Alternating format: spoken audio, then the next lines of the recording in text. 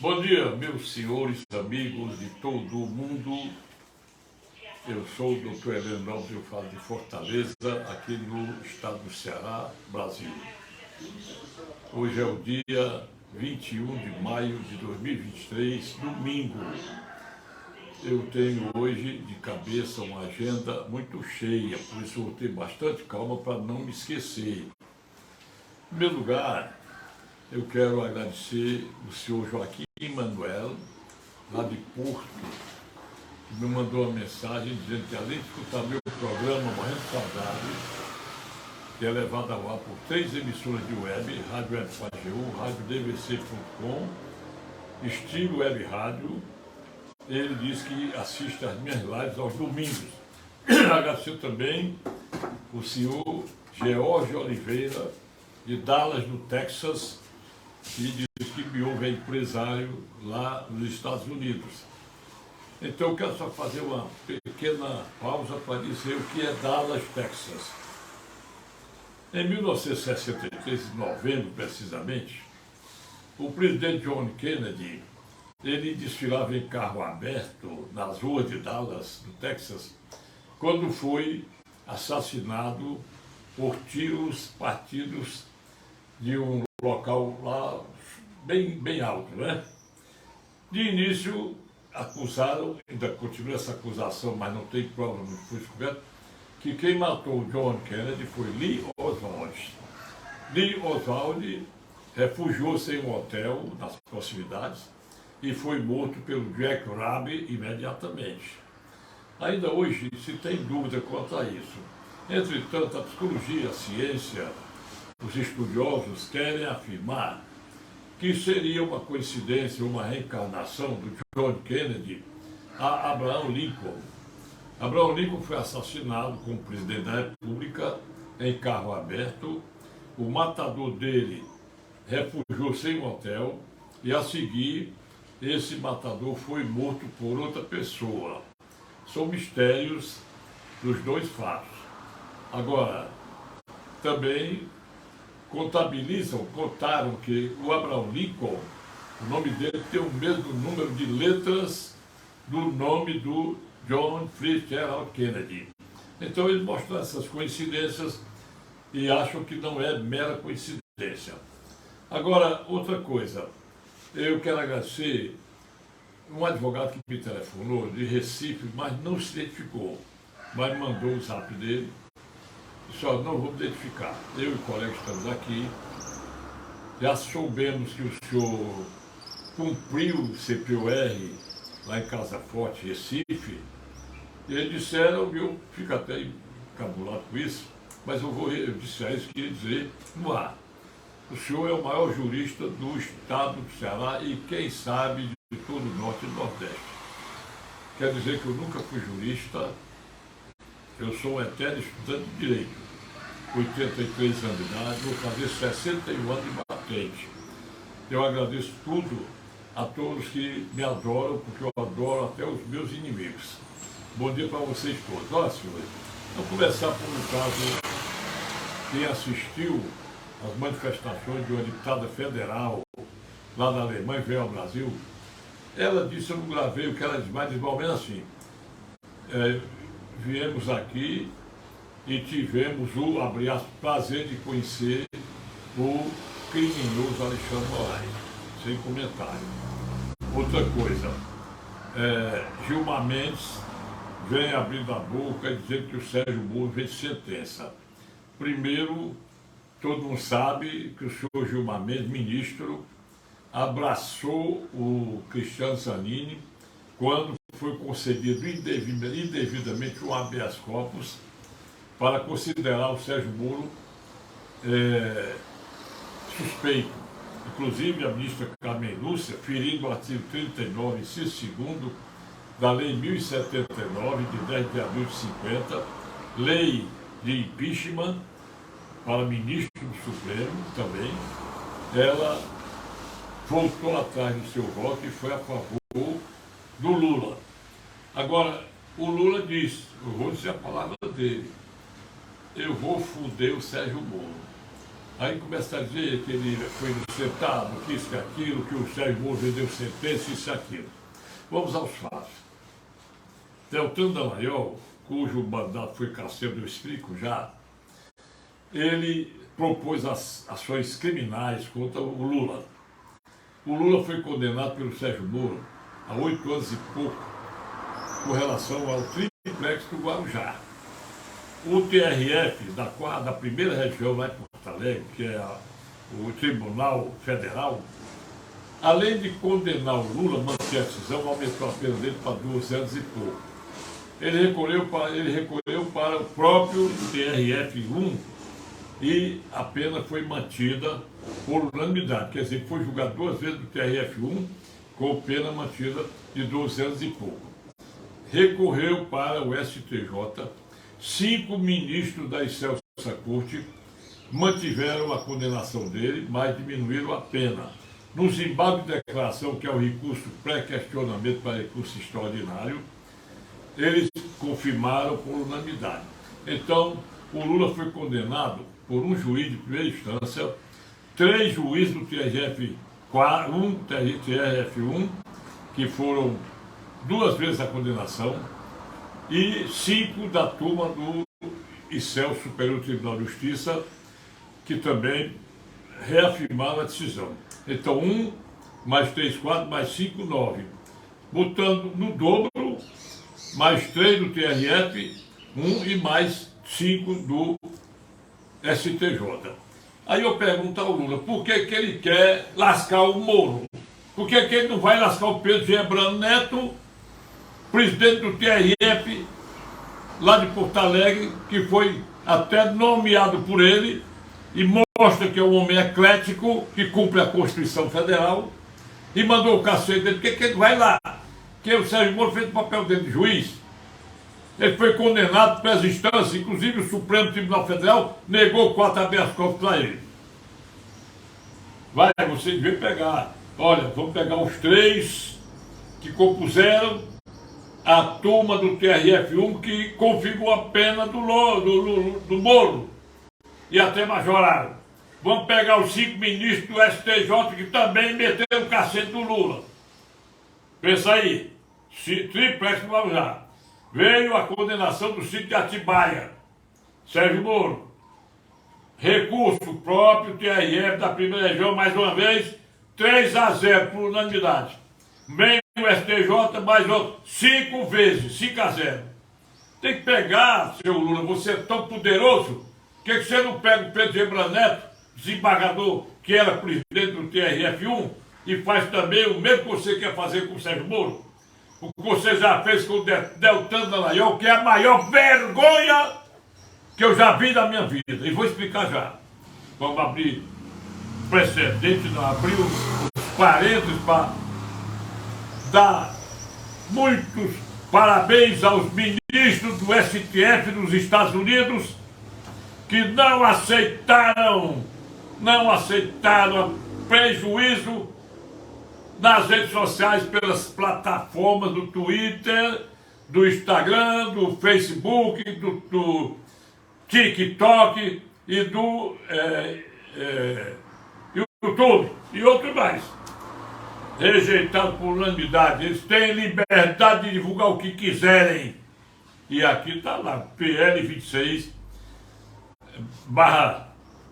o PL é o projeto da censura que votaram a urgência, e esse indivíduo, que eu não posso chamar de deputado, Arthur Lira, aplaudido, reeleito por quase a unanimidade, vendo que não tinha quórum para aprovar quórum, não. O quórum era para rejeitar. Ele abandonou a urgência e até hoje o projeto não é colocado em pauta para esse julgamento. Tem que abrir aspas para dizer que o indivíduo Flávio Dino, que é ministro da Justiça, disse: tanto faz aprovar como não, que a Justiça, o Poder Judiciário, vai respaldar a censura às redes sociais. Quer dizer, nós estamos num país que está igual a Venezuela, e vou já dizer a vocês.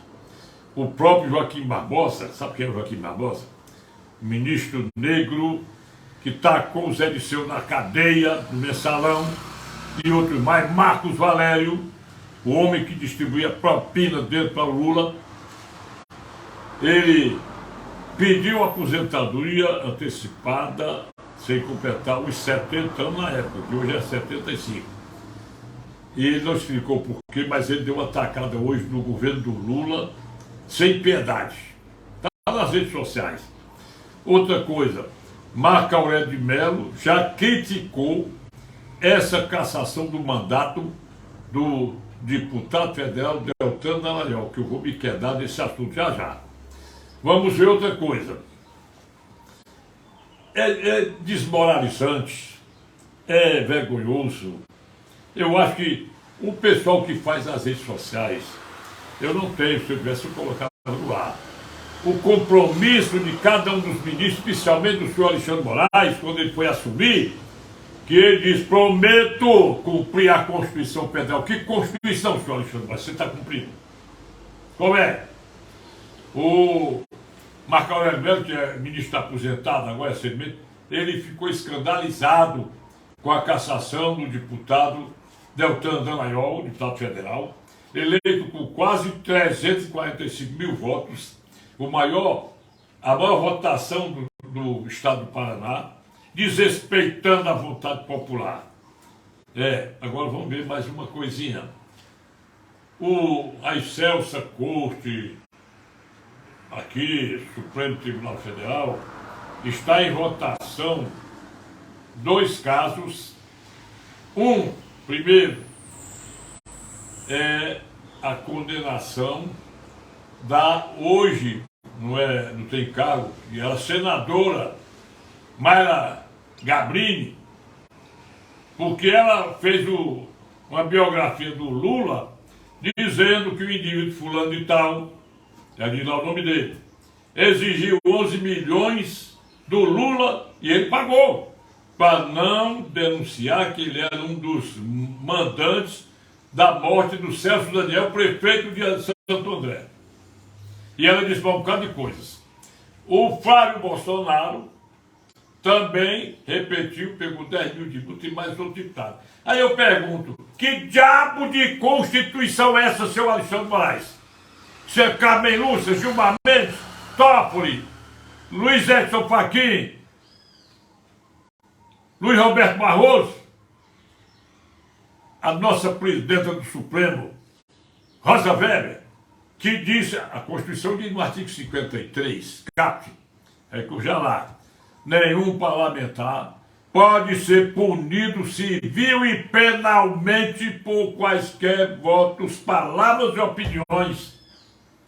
Isso aí foi que esse cara chamado Arthur Lira desmoralizou o Brasil quando constrangeu, cantou os deputados para aprovarem a prisão do Daniel Silveira, prisão em flagrante, mandado de prisão em flagrante que não existe na lei. A Constituição não cogita de mandado de prisão em flagrante. Ela cogita só, artigo 5º, 61. 5º, 61. Ninguém será preso senão em flagrante delito, é uma prisão. Ou por ordem judicial, mandado de prisão. Mas mandado de prisão em flagrante, sem flagrante, jamais eu vi. Surgiu a segunda oportunidade do Arthur Lira se redimir desse pecado, dessa coisa, dessa monstruosidade. No dia que o Daniel Silveira se omiciou lá na Câmara para não botar tornozeleira eletrônica, ele tinha a oportunidade, o artigo do 53, parágrafo 3º da Constituição, diz o seguinte: pode a qualquer momento a Câmara Federal, o Parlamento, revogar a prisão. E ele se absteve mais uma vez. O parágrafo 2º diz: o parlamentar só pode ser preso em flagrante delito por crime inafiançável. E cadê os juristas que disseram tudo? Elisgana Martins e outros mais, Paulo Sartori, Marco Aurélio Mello, disseram que estava errado e não sei o quê, mas não disseram uma coisa que eu vou dizer agora, e já disse muitas vezes. Quando a Lei de Segurança Nacional, que estava já inaplicável, foi revogada, o Alexandre Moraes arbitrou fiança para o Daniel Silveira. esse arbitramento de fiança fez o quê? Eliminou o crime dele. Porque se o crime é afiançável, a retroatividade da lei penal, prevista no artigo 540 da Constituição Federal, diz que se houve uma lei mais benevolente, ela tem que retroagir para proteger, para ocasionar benefício ao réu. Mas não, ele lá na plenário, condenando o Daniel Silveira, vou aplicar essa pena aqui, porque é menor, tal, princípio da ultratividade da lei, que foi que falou. Vocês veem o seguinte, olhe bem, eu vou fazer os pais antes que eu me esqueça. Está sendo votado um negócio vergonhoso, um pedido de inconstitucionalidade, porque o Lula e os seus asseclas pregam a liberação das drogas. Aí entraram com ação de inconstitucionalidade do artigo 28 da lei 11.343/2005, que é a lei de tóxico, lei de entorpecentes. Esse artigo 28 é o cara que é usuário da droga, ele recebe medidas de proteção a ele, o internamento, tudo. Aí eles querem. Aí eu vi o Gilmar Mendes dizendo com aquela boca mole dele que devia ter vergonha, devia falar só nos autos. Tem que liberar até 5 gramas de maconha e não sei o quê. Mas ele não diz quem é que vai vender maconha para o usuário. Está incentivando o tráfico. Vou fazer outros parênteses. Hoje eu vi nas redes sociais um fantástico da Rede Globo narrando a respeito do Flávio Dino. Rapaz, é feio. A Polícia Federal flagrou a negada no Flávio Dino, governador do Maranhão, sacando dinheiro do caixa e botando na cueca. O que vocês dizem? Rapaz, é lascado, né, pessoal?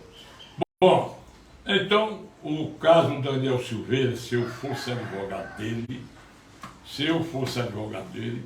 eu entraria com uma ação declaratória, ação civil, declaratória de nulidade de todos os atos do Supremo Tribunal Federal, numa vara federal do local onde reside o Daniel Silveira, porque, sendo ação anulatória e reparatória de danos, o lugar onde reside o autor da ação pode ser o domicílio correto.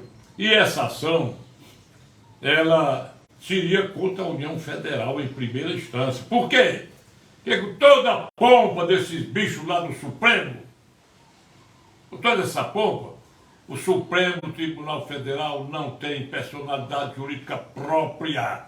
Qualquer ato ilícito, imoral, desonesto de quem quer que seja lá dentro do Supremo, quem é competente para anular é o juizinho de primeiro grau. Eu digo juizinho porque são palavras desses bichos lá. Juiz lá da comarca X, entendeu? Eles não têm. Mas, por exemplo, se a Petrobras fizer alguma coisa ilícita, aí o foro, a ação é contra ela tem personalidade própria. É contra a Petrobras. Os Correios, se fizer um ato ilícito, quem tem personalidade própria. O DENOX, a Caixa Econômica, o Banco do Brasil. Mas o Supremo pertence à administração direta. É um dos 3 poderes da República, dentro da catalogação dos artigos 1º, 2º e 3º da Constituição Federal. Agora, outra coisa, você desculpe porque o beijo da garganta, eu estava gritando aqui. Olha, vamos fazer uma censura ao nosso grande Cássio Nunes Marques. Vocês se lembram quando o ministro Cássio Nunes Marques foi nomeado pelo Bolsonaro para ser ministro do Supremo Tribunal Federal, e hoje ele faz parte do TSE também, porque o Ricardo Lewandowski se aposentou e ele assumiu a vaga dele, porque o Tribunal Superior Eleitoral tem 3 ministros do Supremo, 2 do STJ e 2 advogados com togas de ministros. Olhem bem, quando ele assumiu, eu critiquei Porque realmente ele começou pisando no tomate, indo na onda dos demais. Aí ele se levantou. Quando é agora, é vergonhoso ele votar a favor da cassação do Deltan Dallagnol sem lei nenhuma. Vamos fazer mais uns parênteses. Os sabidos da imprensa, especialmente o Tiago Pagnato, que é meio pedra, meio tijolo, ele é um jurista, botou uma pose muito grande, aplaudido, e eu gosto dele, apesar dos pesares. Ele diz, só fala na Constituição Federal, no artigo 5º, inciso 4º, que é a liberdade de expressão e comunicação vedado ao anonimato. Mas você tem que dizer tudo. A Constituição é repetitiva. Ela diz, inciso 4º, isso aí que eu disse. No inciso 9 do artigo 5º é assim: é livre a manifestação de pensamento, expressão e comunicação, independentemente de censura ou licença prévia. E vai lá para o artigo 220, parágrafo 2º também, que a imprensa tem liberdade, tudo, inclusive nas redes sociais, que ainda não tinha na época da Constituição, mas estava embrionária, e ele diz, qualquer meio de comunicação. Aí vem a censura. Quero ver, primeiro esse das drogas está suspenso, né? Mas estão julgando. Julgando para quê? Julgar inconstitucional. Mais uma coisa horrível, mais uma coisa imoral, mais uma coisa abominável.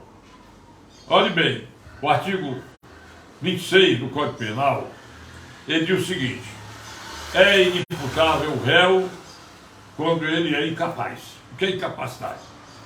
É quando ele é doente mental. Caso do Adélio Bispo, que arranjado para ser doente mental.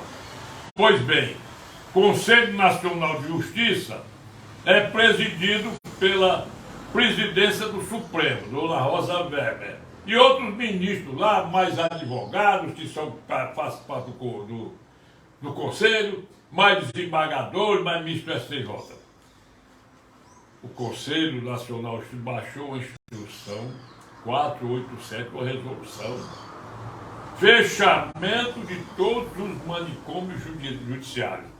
Manicômio judiciário é exatamente o internamento do réu considerado incapaz. Ele ali, ele vai, enquanto ele não ficar bom da cabeça, ele continua, pode ser 20, 30 anos.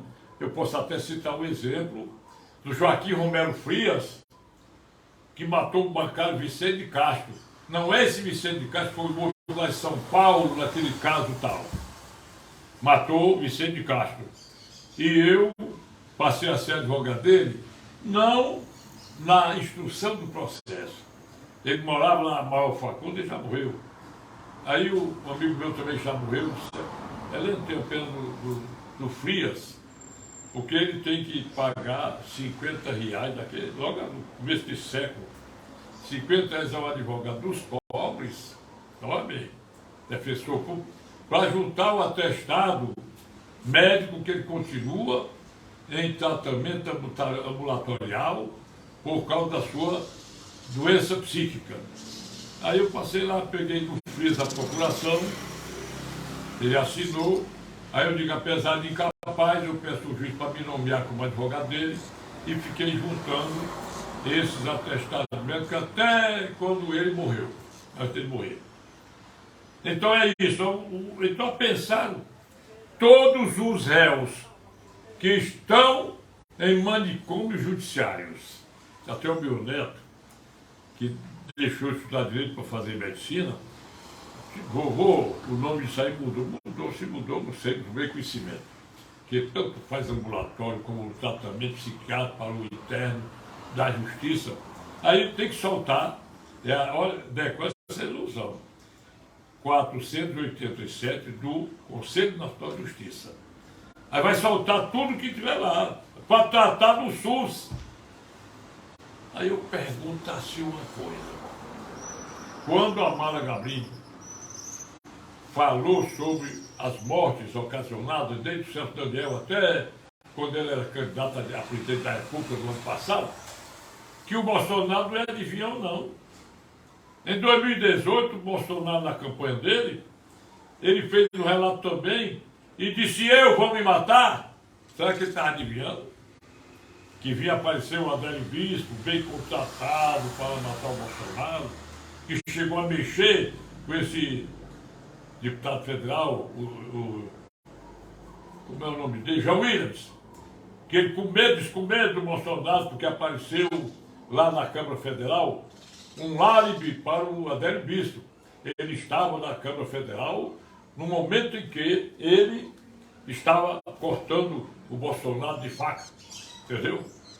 Aí ele pegou, falam que ele vendeu o mandato dele por 750 mil para esse Batista Miranda, que eu digo já, que era suplente dele, que era casado com o John Green, aquele do Intercept, e que o Batista Miranda morreu agora com 37 anos, na véspera de completar 38 anos de idade. São as coisas da política, né?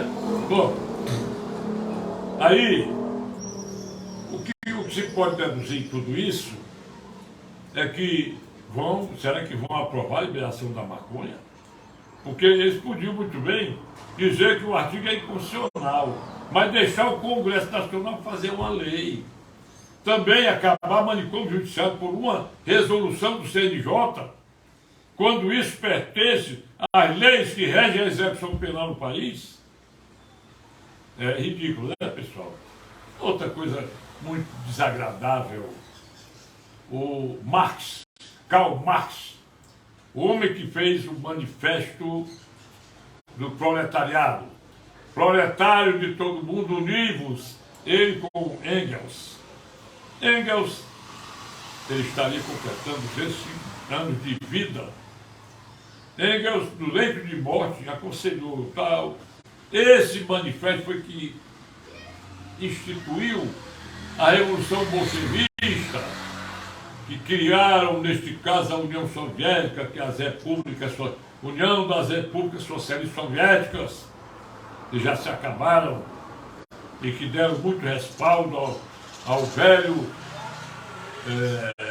Fidel Castro, que hoje Cuba está em frangalhos porque não tem mais a ajuda dos países chamados da cortina de ferro. Agora você veja uma coisa. Por causa desse Engels está completando 205 anos. Ontem, sábado, o MST, Movimento Sem Terra, movimento de comunistas, movimento sem CNPJ, um bocado de assaltante, protegidos pelo Lula, inclusive levou um deles para a China, inclusive também colocou um como pessoa de sua confiança no governo dele. Comemoraram ontem em São Paulo 250 anos e massacraram o fato de terem demolido prestem atenção, cabeça de vassoura, como dizia o Oswaldo Azinho. Acabaram com a estátua do Lamarck, que foi um grande homem que defendeu a democracia. Estado de São Paulo. Lá em São Paulo também tem a estátua do Carlos Marighella, que daquele movimento que houve, que o pessoal, esse pessoal que é antifascista, não sei o quê, quando eles derrubaram a estátua de um dos homens grandes do Brasil, o Borba Gato, que era bandeirante, que desbravou as terras em favor do Brasil, aí pintaram a estátua do Carlos Marighella de vermelho.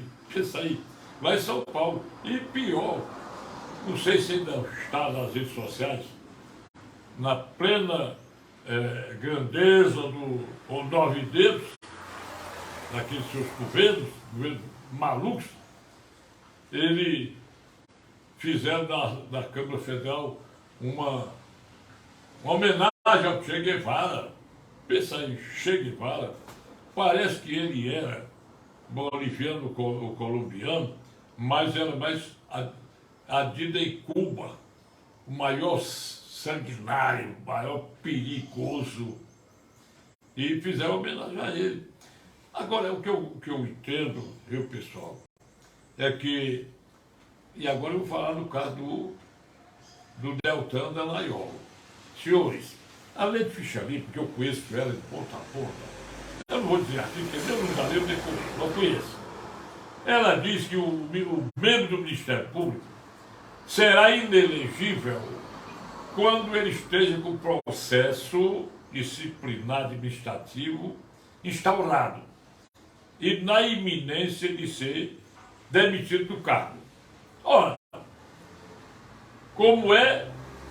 Aí dava o Tiago Paiva, não, tem um ato jurídico perfeito, que o Tribunal Regional Eleitoral de Paraná aprovou a candidatura dele. Lógico, aprovou, daí não tinha nada. Nada. Até hoje ele não tem processo instaurado. Ele passou a ter sindicâncias.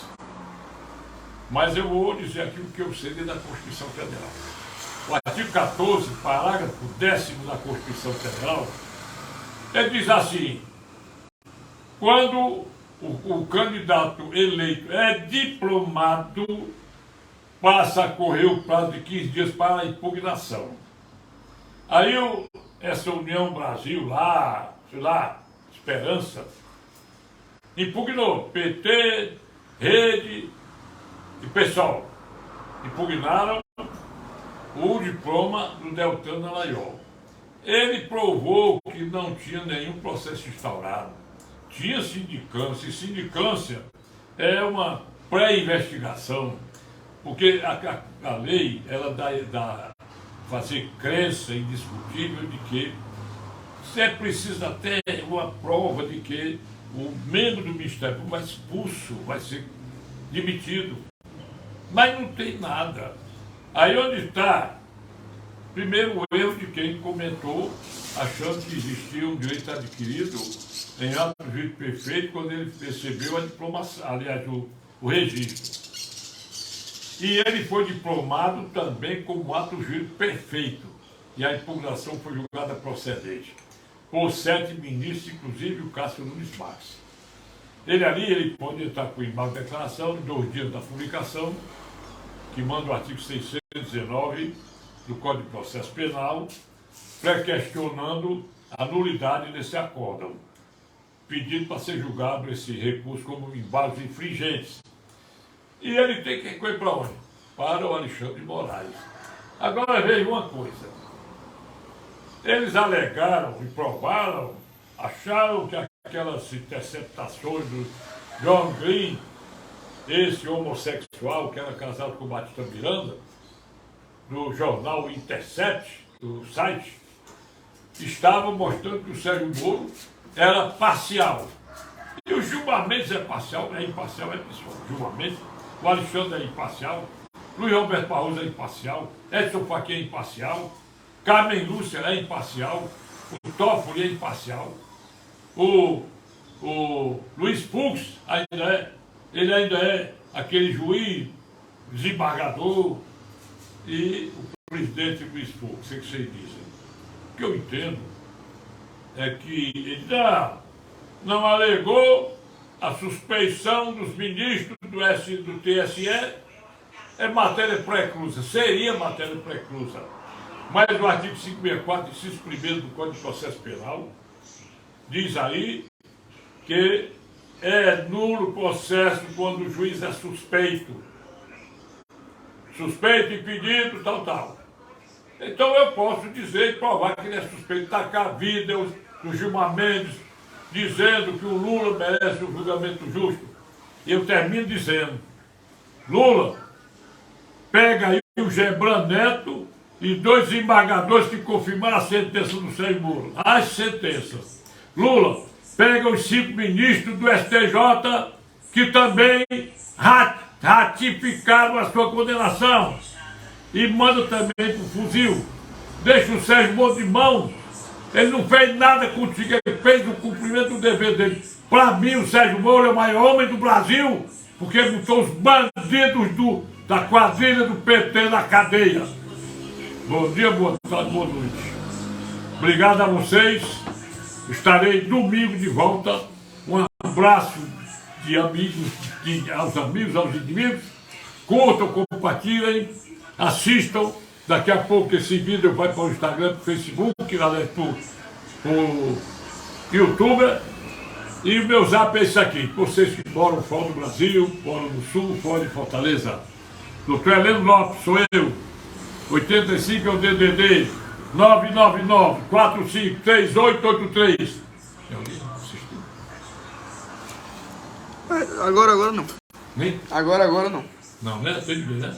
É domingo assim, né? Mas pai, quando é de tarde, amanhã.